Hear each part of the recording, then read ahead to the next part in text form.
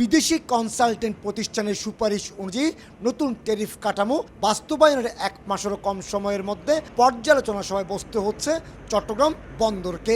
দীর্ঘ 39 বছর পর চট্টগ্রাম বন্দর ট্যারিফ বাড়ালো, তা ছিল নিয়মের চেয়ে অনেক বেশি। এমনকি অভিযোগ রয়েছে আলোচনা ছাড়াই বন্দরের একক সিদ্ধান্তে বেড়েছে এই tariff. I am a stakeholder. আমার সাথে আপনি কথা বলেন, আপনি বলবেন আমাকে 20% মারতে হবে।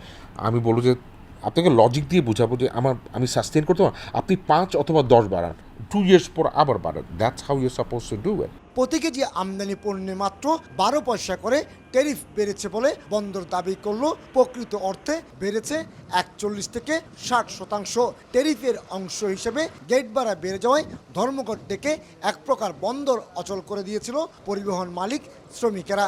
এ নিয়ে ব্যবসায়ীদের পক্ষ থেকে কঠোর আপত্তি ওঠায় ক্ষোভ প্রশমনে 10 নভেম্বর চট্টগ্রাম বন্দর ভবনে স্টেক হোল্ডারদের সঙ্গে আলোচনায় বসবেন নৌ পরিবহন উপদেষ্টা।